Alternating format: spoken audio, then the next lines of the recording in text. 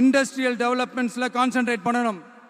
எல்லாத்தையும் விட ரொம்ப ரொம்ப முக்கியம், சட்டம் ஒழுங்க ரொம்ப ஸ்ட்ரிக்டா வச்சிருக்கணும்.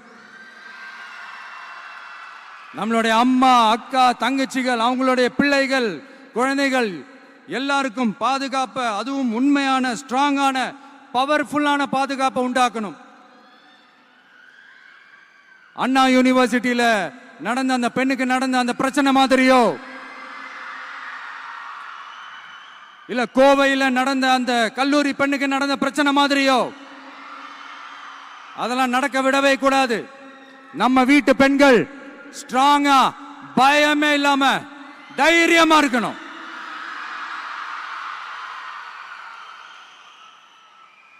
இதை எப்படி செயல்படுத்த போறோன்றது முன்னாடி சொன்ன மாதிரி நம்மளுடைய தேர்தல் அறிக்கையில் அதுக்கான விளக்கத்தை ரொம்ப டீட்டெயில்டாக கொடுப்போம். நான் சும்மா மற்றவங்க மாதிரி அவங்கள மாதிரி எல்லாத்தையும் அடிச்சு விட்டுட்டு ஏமாத்துற வேலையெல்லாம் இங்க கிடையாது நம்ம கிட்ட.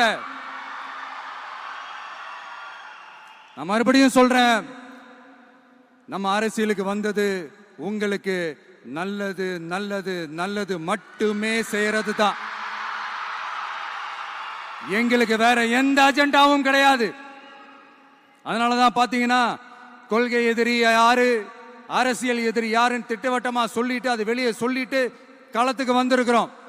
அதுல எந்த விதமான குழப்பமோ எந்த விதமான ஊசலாட்டமோ எதுவுமே இருக்க போறதில்லை.